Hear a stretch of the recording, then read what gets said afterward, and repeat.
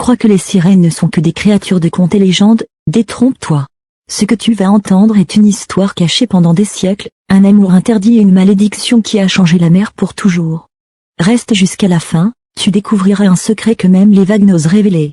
Il y a très longtemps, bien avant que les humains n'arpentent les rivages que nous connaissons aujourd'hui, vivait une jeune sirène nommée Marina. Elle était la fille unique d'un roi des mers, un souverain sage et respecté dans un royaume sous-marin baigné de lumière et protégé par des barrières magiques. Un soir, alors que Marina nageait près des jardins de coraux lumineux, son père vint la rejoindre. « Marina, ma fille, dit-il d'une voix douce mais ferme. Sois prudente. La surface n'est pas faite pour nous. Les humains ne comprennent pas nos lois, et leur monde est rempli de dangers invisibles. » Marina leva ses yeux brillants vers lui. « Père, je sais que tu me protèges, mais je veux comprendre ce qu'il y a là-haut. Je veux savoir comment vivent les humains, leurs chants, leurs fêtes. » Le roi soupira et passa sa main sur ses cheveux argentés. « La curiosité est une belle qualité, mais elle peut être dangereuse. Jamais tu ne dois toucher le coquillage d'ombre. Il contient une magie ancienne, capable de lier ton âme aux ténèbres pour l'éternité. Promets-moi que tu ne t'en approcheras jamais. » Marina acquiesça, mais au fond d'elle, une flamme de curiosité brûlait. Elle savait qu'un jour, elle voudrait braver l'interdit. Les années passèrent. Marina grandit, plus belle et plus curieuse que jamais. Ses journées étaient rythmées par l'exploration des abysses, les chants des dauphins et les histoires des anciens sur les navires engloutis. Mais sa fascination pour la surface restait intacte. Une nuit, elle aperçut un vieux coquillage, brillant faiblement dans les ténèbres d'une caverne interdite. Sans réfléchir, elle s'approcha. Le coquillage d'ombre, le même que son père lui avait interdit de toucher. « Marina » murmura une voix dans sa tête. « Ne touche pas », mais c'était trop tard. Lorsqu'elle effleura le coquillage, une énergie noire l'enveloppa. Sa voix, autrefois douce et apaisante, devint profonde et hypnotique. Ses yeux brillèrent d'une lueur surnaturelle. Les prêtresses apparurent dans un tourbillon de lumière. « Marina, rends-le. Tu ne comprends pas ce que tu fais. » Marina, fascinée, murmura. « Je veux comprendre, je veux savoir. » Le coquillage s'illumina d'une lumière noire. Marina hurla alors qu'une force la liait aux abysses. Elle comprit que son destin venait de changer à jamais. Des siècles passèrent. Marina erra dans les profondeurs, découvrant des créatures inconnues et des trésors engloutis. Chaque soir, elle chantait, et son chant, bien qu'hypnotique et triste, attirait parfois des humains vers les flots. Elle ressentait la solitude comme un poids immense.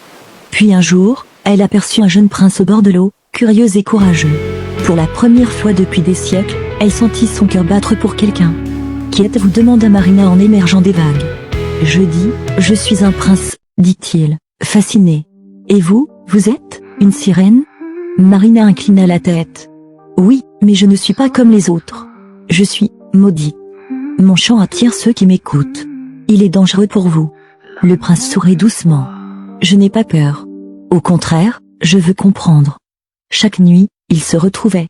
Les dialogues entre eux révélaient leurs peurs, leurs désirs et leurs espoirs. « Pourquoi êtes-vous si triste » demanda le prince. « Parce que je ne peux aimer sans détruire » murmura Marina. « Mon cœur est piégé dans les abysses. »« Et si je vous suivais » dit-il doucement. « Vous ne pourriez survivre dans mon monde » répondit-elle. « Mais, votre présence me donne une étincelle d'espoir que je n'avais jamais connue. » Malgré leur amour grandissant, Marina savait que leur relation était impossible. Son pouvoir la condamnait à rester dans les profondeurs, et lui appartenait à la surface. Les prêtresses, les anciens du royaume et la malédiction pesaient sur chacun de leurs moments de bonheur. Une nuit, sous un ciel sans lune, Marina tendit sa main au prince. « Viens, juste pour une nuit » murmura-t-elle.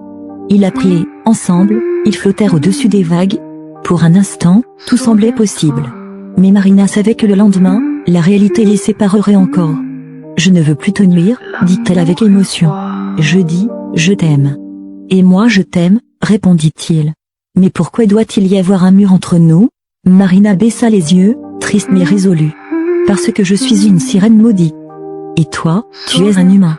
Nous ne pourrons jamais être ensemble. » Depuis ce jour, les marins racontent que si l'on écoute attentivement les vagues, on peut entendre deux voix mêlées, celle de Marina et celle du prince, un chant de désir et de tristesse, un amour interdit que la mer ne peut nier. Et parfois, quand la mer est calme et la lune cachée, certains prétendent les voir se retrouver dans les reflets de l'eau, silencieux, aimants, mais condamnés à rester séparés pour l'éternité. Et toi, si un soir la mer murmurait ton prénom dans l'obscurité, aurais-tu le courage de répondre? Dis-le moi en commentaire, et abonne-toi, car d'autres secrets interdits t'attendent.